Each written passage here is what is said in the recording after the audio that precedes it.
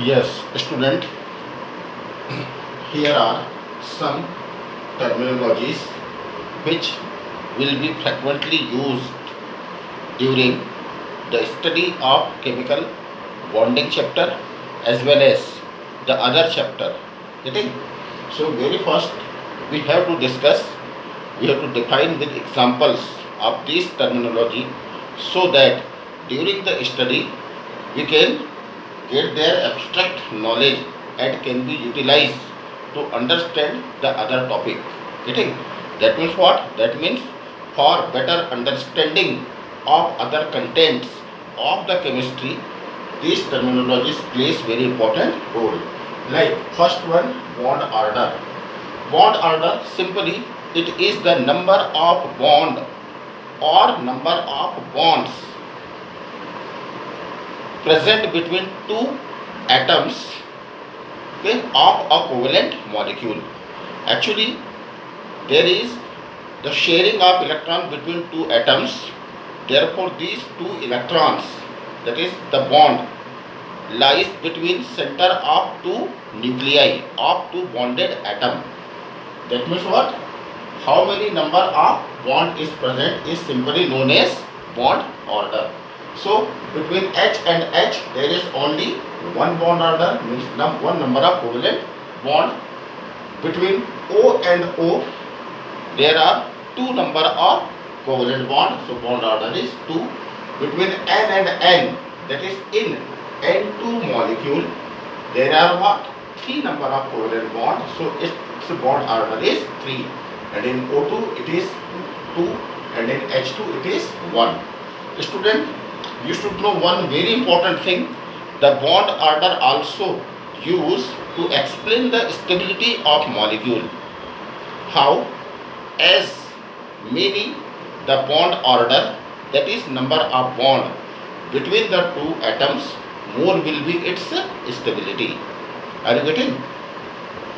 So that we can say H2 is less stable as compared to N2, because in N2 there are 3 number of covalent bond. Next one is bond length. Okay. Now in a covalent molecule, two atoms share their valence shell electron. Thus, these two electrons are attracted by two atoms, that is nuclei of two atoms. So the definition become, it is the distance between center of two nuclei of two atoms present in a covalent molecule. That's it. Getting? Student, one very important thing is there, like here, as smaller the atom, shorter will be the covalent bond, like H and H is a smaller atom, so the bond length is shorter. But if the atom is bigger, like O, it is a bigger in size, therefore the bond length is also high, 148 picometer. One very important thing which you have to use and utilize during the study of resonance and other content, if between same atom number of bond is more, like here one bond is there but there are what? Two bond between O and O. Getting? In this case the bond length become shorter, that is 120 picometer. Look at between carbon and carbon there is a single bond, so bond length is 154 picometer. But if between carbon and carbon, that is same atom, two number of bonds are there, then the bond length decreases. And if three number of bonds are there, then consequently bond length will more decrease, that is become shorter. Now what is the reason behind it? The reason is that actually what? When more number of electrons are shared, like here only one electron shared, but here two number of electrons shared by two atoms. So what? Nuclear attraction force increases. That is how it is increases. The two to the four electrons are attracted by two atoms. That means what? That means their bond length will become more and more shorter, because two atoms will more come close to each other. Okay? Therefore what? As the number of bond increases between the same atoms, the bond length becomes shorter. Student, it plays very important role during the study. Next one is bond energy or bond dissociation enthalpy. Bond energy means what? When two atoms come close, the attraction takes place, and due to attraction, the energy is getting releases.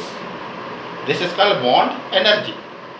Or in the other hand, we can say if two atoms are bonded covalently, then to break down that amount of energy required to separate atoms in gaseous form.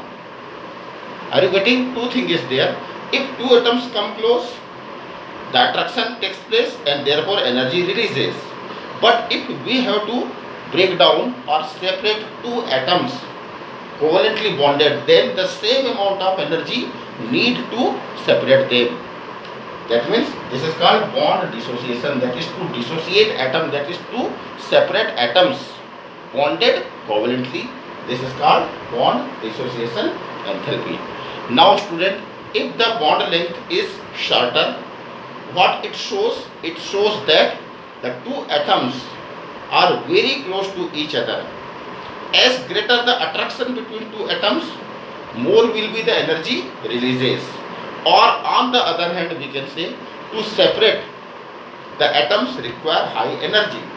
That means what? That means simply the bond dissociation enthalpy is inversely proportional to bond length. Means what? If the bond length is shorter, then more bond dissociation enthalpy, means more enthalpy required to break the bond, and if bond length is higher, then lesser amount of energy required to break the bond, because there will be lesser attraction. Next one is bond angle. Now what is the bond angle? Student, when a covalent molecule is formed, now the covalent molecules are directional in nature. Directional in nature, that means what? That means the bonded atoms are present in a particular direction, that is particular coordinate. Okay, we have revealed all these things in the chapter what? Structure of atom, that is the orbital overlapping concept. Okay, here the orbitals overlap in particular direction, and therefore the bond angle, it is what? The angle between the surrounding atoms and center atom is called bond angle. Like here in CH4, HCH bond angle is 109 degree 28 minute. In NH3, HNH bond angle is 107 degree. In water, HOH bond angle is 104.5 degree. And in BF3 molecule, the bond angle of FBF is 120 degree. You have to learn all these things.